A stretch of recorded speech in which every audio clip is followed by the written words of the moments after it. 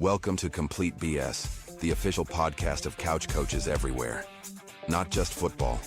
It's every sport that ruins your parlay, wrecks your fantasy week, and still brings you back for more. Buzzer beaters, blown leads, and brackets and flames. Yeah, we're all over it. Unfiltered takes, armchair analysis, and enough bold opinions to fill a playbook. Hosted by Brien Schmauch, sports junkie, the Saban of stats and your official voice of, I could coach better than that. Let's go.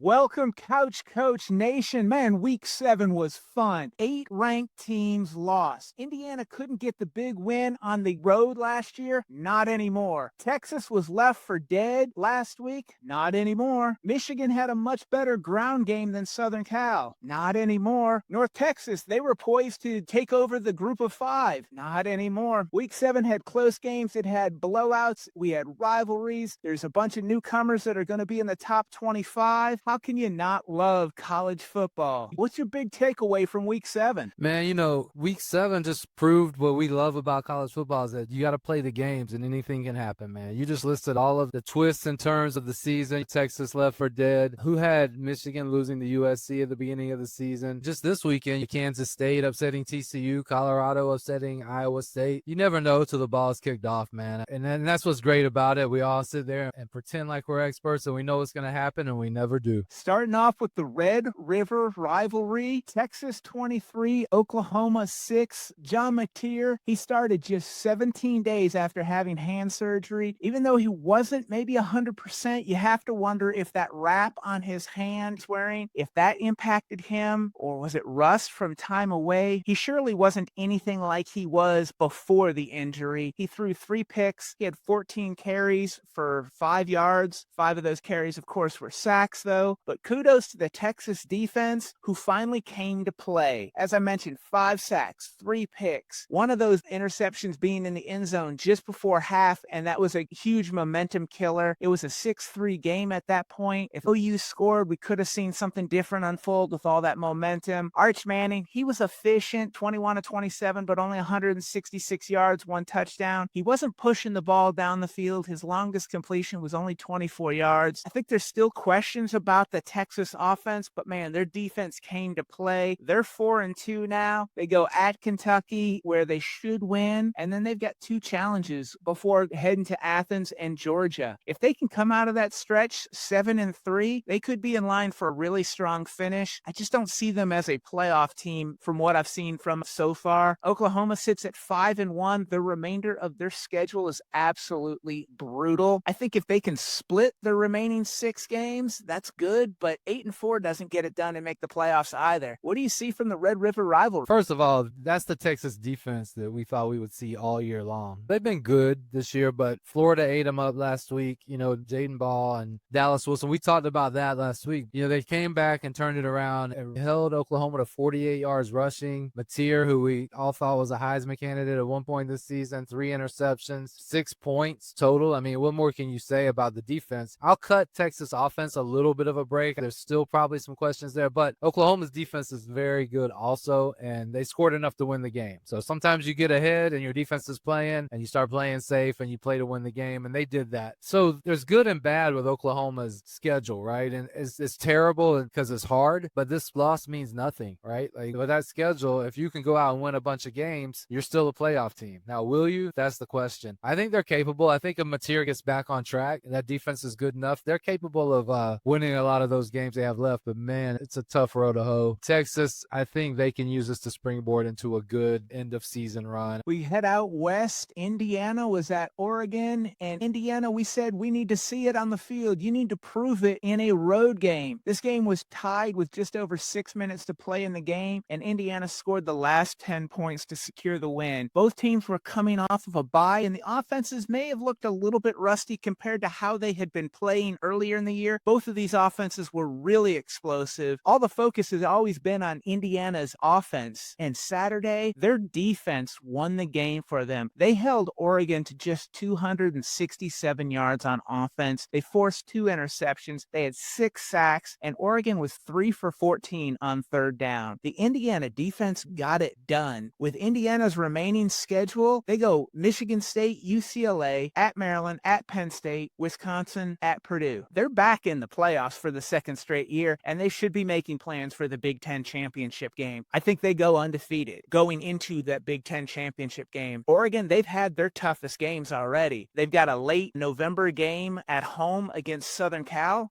but that's it. They should coast through with just 1 loss. Yeah, I agree. I think both of these teams are set up for a good run down the stretch. I think you made a great point about Indiana's defense. If you think of offense with them, and their offense played fairly well. I mean, 326 total yards isn't killing it, but 4.8 yards per play, 30 points. That's not bad, but Oregon scored 20 points with a pick 6. I mean, they held Oregon's offense to 13, and Dante Moore was probably the Heisman favorite coming into that game. And I don't know what Indiana did in terms of scheme or what they did, but their defense really won that game for them. Their offense played well enough to win too, but very impressed with Indiana that they got it done on the road against what we all think is a really good Oregon team. So I'm interested to see what the ceiling is for Indiana. It'll be fun to watch that. I think the schedule is favorable, but can they line up against the big boys in the playoffs? Can they finish the regular season and get in the playoffs? I think they can, but it'll be fun to watch that. Ohio State was not looking past Illinois, 34-17. Illinois outgained them in yards, but 3 turnovers for Illinois led to 21 points for Ohio State. In the third quarter, Illinois cut the lead to 10 points at 20-10 and had some momentum, but then Ohio State converted their next 2 possessions to go up 34-10, and that was all she wrote. There was a late touchdown to cut the margin to 17, but this game was sealed in the fourth quarter. Ohio State's strong defense and creating turnovers, that was the difference in this game. There are still questions, I think, about Ohio State's offense, but their defense is getting it done every week. Again, we talked about it coming into it. They'd only given up 25 points through 5 games. They created the turnovers, got the ball back for their offense. Illinois is 5-2, and they should be favored in their remaining games. But I think they've shown in their 2 biggest games that they're not a playoff caliber team. They've gotten beat convincingly in those games. Ohio State, they're 6-0. They should be able, I think, to coast into playing Indiana. Both teams undefeated, 12-0. Ohio State's got Penn State left, and then Michigan, of course, at the end of the season. But Michigan just lost this weekend. Both of those teams are inferior. I think we're setting up for an epic Big Ten championship game. Undefeated Indiana, undefeated Ohio State. Yeah, it's definitely looking that way. I'll be honest, I got bored with this game a little bit. Ohio State just leaned on them, just forced their will. The game was kind of over at halftime. You knew that there wasn't going to be a huge comeback, and that's a testament to Ohio State. I don't say that to be negative. Ohio State was just clearly the better team, and we're just clearly going to win that game, and that's impressive. Illinois is 17th ranked team in the country. Like, they're not a bad team, and Ohio State just dominated from beginning to end. I know stats-wise it doesn't look like that, but this game was over early.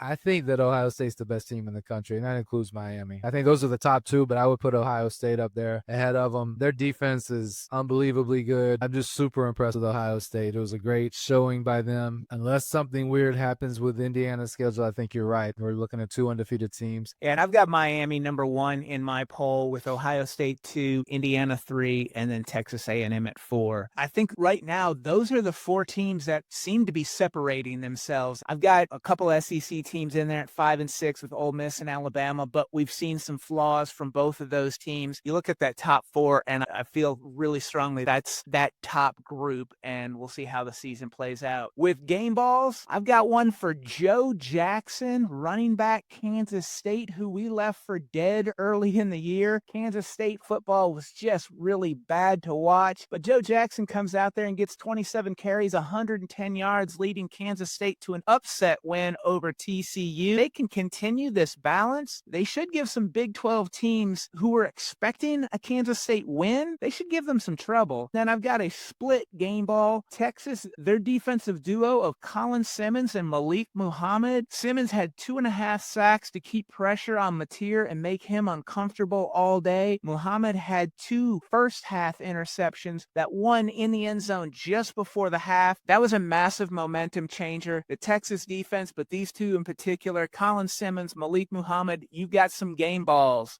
What do you got, AV? Yeah, I got a couple for a couple of wide receivers. The first one being Elijah Surratt, 8 catches, 121 yards in the biggest game of their season so far against a Dan Lanning defense that's filled with athletes. That's getting it done. Elijah Surratt is a pro wide receiver. The other one is a guy I started to mention last week because he caught my eye. Mekhi Lemon is the best wide receiver you haven't heard of, or at least on this side of the country for USC. 9 catches, 93 yards, and a touchdown. He makes some unbelievable catches. I think he is a really good receiver. I mentioned earlier, I've got Ole Miss at 5, and they've got some questions. Well, Pete Golding, Ole Miss defensive coordinator, ultimately Lane Kiffin, I've got questions. Your team was clearly not focused and was looking past Washington State. Your mind was already in Athens next week for the matchup against Georgia. You beat Washington State by 3. You were favored by 32 in your own building. You were trailing until 32 seconds to go in the third quarter. It's nice that you get the win. That's what matters, winning. But ultimately, to be a championship team, you need to put away inferior opponents early. Washington State's other losses were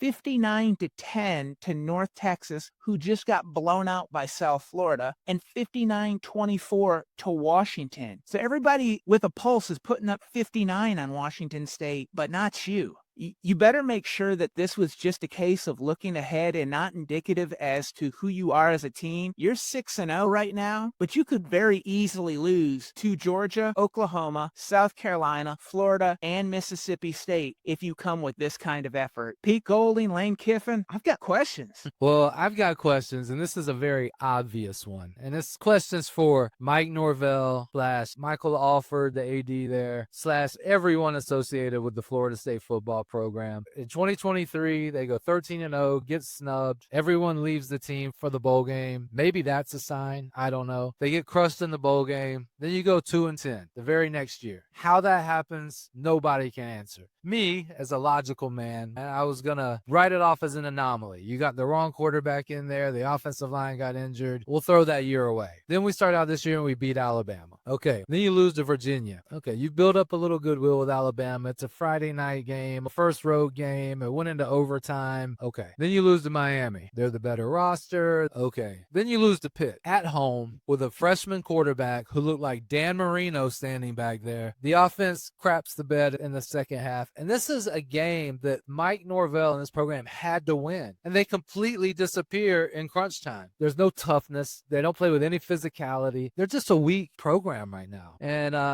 the question is it over? Is it too late for Mike Norvell? I don't have questions in terms of what are you going to do to turn it around, because what can you do at this point? Florida State plays Stanford next week, late night game on the East Coast, 10:30. He needs to win that game for his own ride home, I would think. I mean, they're 3-3. They've got Stanford next week. Then they've got Wake Forest. Hopefully, you'd like to think that you should be at 5-3 going into the Clemson game. We'll see where it goes. I've never been a fan of the 3-3-5 defense, but I thought, okay, Tony White, everywhere that he's been, had a really highly ranked defense. They get a lot of pressure. He generates sacks. So maybe I'm missing something with the 3-3-5. Let me give the guy the benefit of the doubt. But I didn't really love it. I look at Florida State when they're playing defense and 3 guys rushing. Florida State gets manhandled on the line of scrimmage defensively. It's embarrassing. James Williams, who they're starting, transfer from Nebraska at defensive end, he's so lean. He looks like a cornerback out there, and he gets eaten up by an offensive tackle. You got number 6 in the middle, Darrell Jackson Jr. He's only good for being on the poster because he looks good in uniform, looks like Tarzan, plays like Jane. He is soft. He is weak. He gets eaten up inside. This defensive line with only 3 guys rushing, and then your second level, your linebackers aren't good. You better have some dudes playing linebacker if you're only got 3 on the line. When the 6 in front of you